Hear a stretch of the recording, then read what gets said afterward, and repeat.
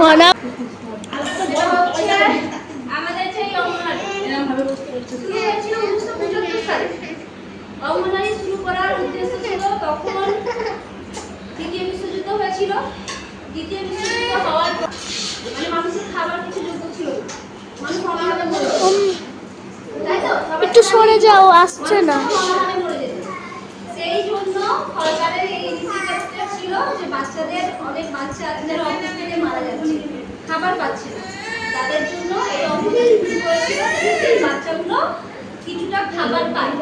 ঠিক আছে, মেন উদ্দেশ্য ছিল শুধুমাত্র খাবার দেওয়া। আজ থেকে মানে 1975 সাল থেকে এখনো পর্যন্ত এই সিস্টেমটাই চলে আসছে যে অঙ্গনওয়াড়ি মানে খিচুড়ি স্কুল, আর সেখানে খিচুড়ি দেওয়া হয়, আর সেখানে খাবার জন্যই বাচ্চারা যায়। অনেক বাচ্চা বা অনেক ফ্যামিলির এটাই এখনো পর্যন্ত মাথায় আছে, অঙ্গনওয়াড়ি স্কুল মানে শুধুমাত্র খাবার দেওয়ারই, আর কোনো উদ্দেশ্য নেই। আচ্ছা ঠিক আছে, চলছিল এতদিন। এবারে যখন সরকারের প্রতি বছরই একটা সার্ভে হয়, সেই সার্ভে থেকে জানা গেছে যে মোটামুটি আমাদের ভারতবর্ষের ম্যাক্সিমাম এরিয়াতে ওদের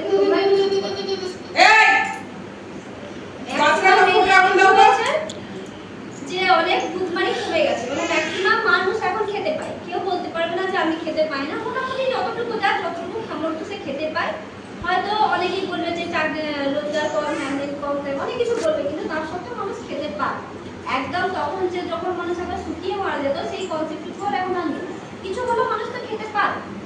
যাই হোক, সরকার যখন এত কিছু সমস্ত কিছু পর্যবেক্ষণ করলো, পর্যবেক্ষণ করার পরে সবাইকে একটু ঘুরিয়ে ঘুরিয়ে দেখবে, পর্যবেক্ষণ করার পরে তো সরকার এখন 2020-তে একটা নতুন পলিসি চালু করলো, যে ন্যাশনাল এডুকেশন পলিসি। তখন আমাদের স্কুলে পড়াশোনা মানে আমরা জানতাম 1 থেকে মাধ্যমিক, মাধ্যমিক থেকে উচ্চ মাধ্যমিক, তারপরে কেউ কলেজ করলো করলো, না করলো না, এটা আমরা জানতাম তো। কিন্তু এখন সরকার নতুন নিয়ম চালু করছে যে যেহেতু আমাদের খাবারের সমস্যাটা অনেকটা মিটেছে, কিন্তু এই যে বাচ্চাগুলো যারা অঙ্গনওয়াড়িতে আসছে এখন, মানে এই অঙ্গনওয়াড়ি স্কুলের বাচ্চারা, তারা কিন্তু 3 থেকে 6 বছরের বাচ্চারা কিন্তু আমাদের কাছে পড়াশোনা করে। বাকি 0 থেকে 3 বছরের বাচ্চাগুলো আমরা বাড়িতে খাবার দিই এবং তার মায়েদেরকে বিভিন্ন রকম পরামর্শ দিই, বাচ্চাদেরকে বাচ্চাদেরকে এভাবে তোমরা কেয়ার করো। কিন্তু 3 থেকে 6 বছরের বাচ্চাদেরকে আমরা পড়াই এবং মায়েদেরকে বিভিন্ন রকম পরামর্শ দিয়ে থাকি।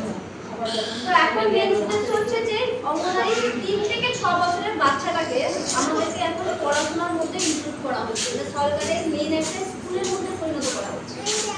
ইনিশিয়েটিভটা কিন্তু অনেক ভালো। অনেক মানুষের মানে যেসব বাচ্চারা দেখবে পড়াশোনা করেই না, ম্যাক্সিমাম বাচ্চা ভর্তি হচ্ছে 7 বছরের পরে, স্কুলে ভর্তি হচ্ছে 7 বছরের পরে। তো সেক্ষেত্রে বাচ্চারা যখন স্কুলে যাচ্ছে ম্যাক্সিমাম কিছু জানেই না।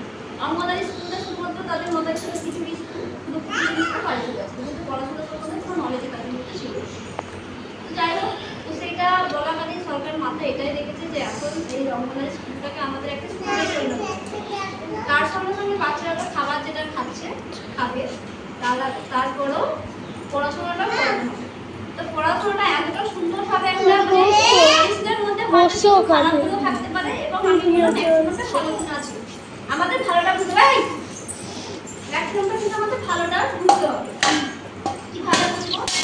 বাচ্চাদের আমাদের এখানে 2 ঘন্টা ফ্রি স্কুল, বাচ্চাদের এখানে আমাদের 2 ঘন্টা ফ্রি স্কুল হবে। এই বাচ্চাদের ফ্রি স্কুলের মধ্যে আমাদের কি আছে? তখন আমরা বাচ্চারা স্কুলে আসছে মানে তাদের খাতা পেন্সিল ধরিয়ে দিচ্ছি।